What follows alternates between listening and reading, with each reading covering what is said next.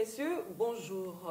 Bienvenue sur PPACI TV. Nous sommes là pour la présentation du numéro spécial de la revue Dimono. Avant de rentrer dans le vif du sujet, actualité oblige, nous allons échanger avec le ministre Cadet Bertin. Bienvenue, monsieur le ministre. Merci beaucoup, madame. D'accord. Au moment où vous passez sur notre plateau, la liste électorale définitive pour l'élection présidentielle vient d'être publiée. Et sans surprise, le nom du président Laurent Gbagbo n'y figure pas. Quel commentaire faites-vous? Bon, mais je trouve que nous sommes en face d'un scandale politique, un scandale national. Un scandale national. Et c'est une honte pour notre pays de voir que ce genre de choses s'opèrent par des responsables de premier plan qui nous gouvernent. Et c'est pour ça que les Ivoiriens, dans leur ensemble, et quel que soit le parti politique auquel ils appartiennent, doivent être sensibilisés et se donner les moyens pour que, en tout cas, pour nous débarrasser de ce régime, pour que ce régime-là, il parte. Parce que ce que ce régime fait, c'est tout sauf ce que la Côte d'Ivoire est. La Côte d'Ivoire, c'est quoi? Mais c'est une multitude donc de groupes socio-culturels regroupés sur cette terre, mais c'est en plus un melting pot de populations étrangères venues ici, qu'on a accueillies. On vit avec les populations de la sous-région, nos amis de la sous-région, nos frères de la sous-région, et d'autres venus d'ailleurs. Donc, un pays qui a une telle démographie ne peut pas s'accommoder d'une telle gouvernance, d'une telle politique. Et c'est pour ça que je parle de scandale politique, de scandale national. Voilà. Voici la position du ministre Cadet Bertin. Comme je le disais d'entrée de jeu, nous sommes là pour la présentation du numéro spécial de la revue Dimono. Le ministre Bertin Cadet, ancien ministre délégué à la Défense, professeur titulaire à l'École normale supérieure d'Abidjan, ENS à la retraite, membre de l'inspection générale du parti et membre du QUEA, et rédacteur en chef de la revue Dimono. Après le colloque international tenu les 13 et 14 décembre 2024 au CERAP à Abidjan, sur le thème « Violence politique et démocratie en Côte d'Ivoire depuis le coup d'État de décembre 1999 », le cercle universitaire d'études et d'analyse dirigé par le professeur Pierre Kipré vient de mettre sur le marché une revue nommée Dimono. Pour en parler, comme je le disais tout à l'heure, nous recevons le ministre Cadet Bertin. Qu'est-ce que le QUEA? Oh. Merci. Alors, le QEA, c'est en fait une abréviation. Voilà, une abréviation, c'est l'abréviation du Cercle universitaire d'études et d'analyse. Le QEA est donc pour le PPACI ce qu'était à l'époque la CURF pour les FPI d'alors. Voilà. Je crois qu'on se comprend. Et donc, c'est au dernier trimestre 2024 que le parti s'est doté donc de cette structure, voilà, pour l'aider, n'est-ce pas, à soutenir ses actions, donc les actions du parti, notamment en matière de réflexion, d'études, d'analyse, mais également de propositions en ce qui concerne les grands enjeux et les défis démocratiques en Côte d'Ivoire. Voilà. Et comme vous l'avez dit tantôt, le QEA est dirigé par le professeur Pierre Kipré, qui en est le secrétaire général. enfin disons le secrétaire national, le secrétaire général du QIA. Et Pierre Kipré n'est plus à présenter, ce n'est pas n'importe qui. Voilà, c'est un monument, c'est un autre monument. Moi, il m'a enseigné. Si moi je suis à la retraite, allez, il faut voir ce que lui il est. Voilà, donc Pierre Kipré, c'est un autre monument. Et il a été ministre de l'Éducation nationale de la Côte d'Ivoire. Il a été ambassadeur de notre pays en France. Pierre Kipré est également membre de l'ASCAD. L'ASCAD qui est l'Académie des sciences, des arts, des cultures africaines et des diasporas d'Afrique.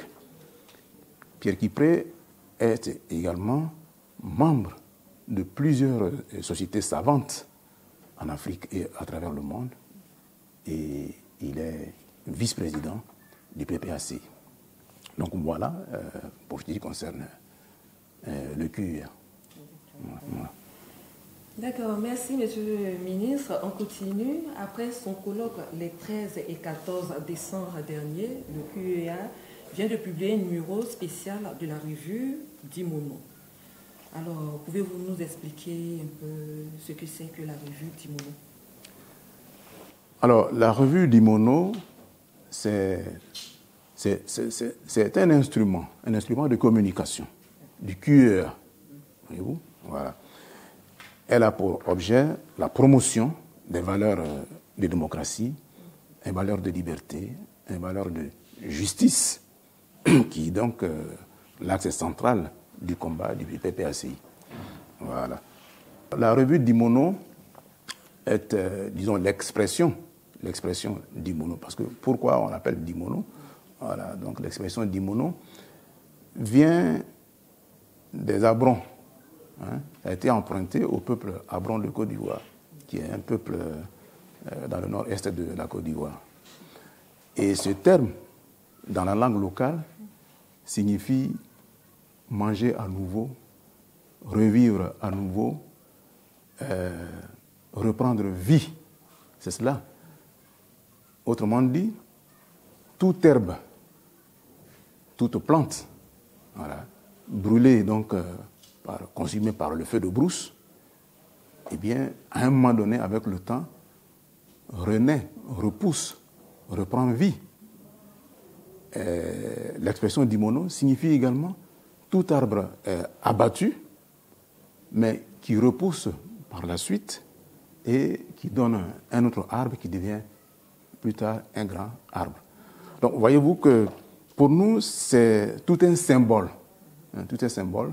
Dimono est à la fois un symbole de la résistance, de la résilience, mais également de la renaissance. Voyez-vous?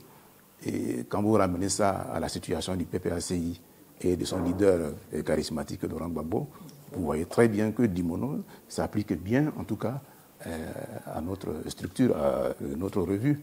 Voilà. Donc voilà un peu donc, ce que je peux dire en ce qui concerne cette revue. D'accord. Voilà. Monsieur le ministre, merci pour cette précision.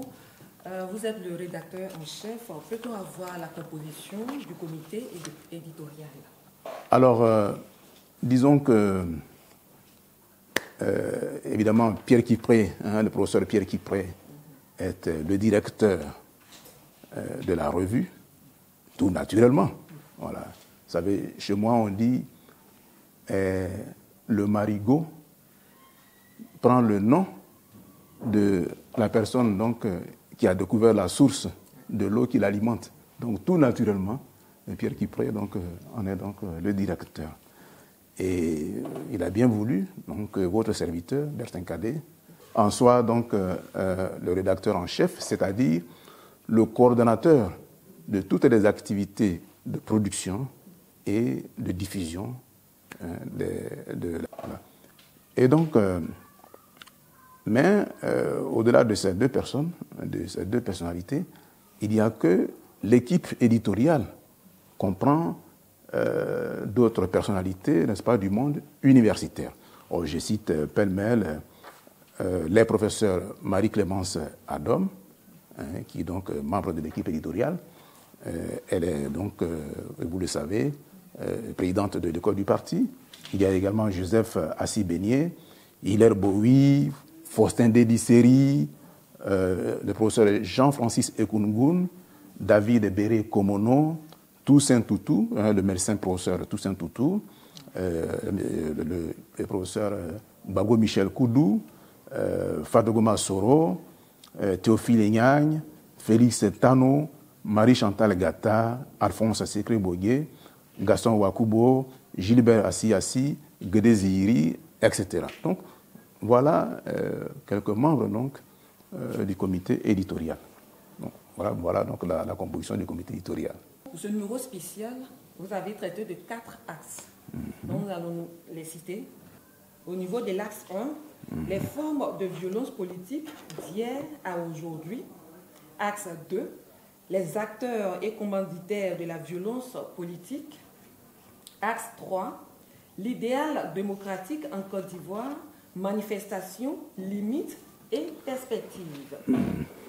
Axe 4, les formes et les moyens de défense de l'idéal démocratique. Voici un peu citer les thèmes que vous avez abordés dans ce numéro spécial. Selon vous, quelles sont les formes de violence dans le premier axe qu'on vient de citer tout à l'heure? Oui. Bon, alors pour répondre concrètement à votre question, je pense qu'il est d'abord important de replacer, n'est-ce pas, le thème général, qui est donc la violence, dans un contexte plus global. Vous voyez, nous avons connu une crise, une longue crise, de 2002 à 2011. Voilà. Et cette crise a eu, disons, un épilogue meurtrier de 2010 à 2011, qui s'est soldé par des milliers de morts, mais surtout par l'incarcération du président Laurent Gbagbo à la prison de Scheveningen par la CPI. Et il s'est trouvé que depuis cette crise et avec l'avènement donc du nouveau régime, donc depuis cette crise,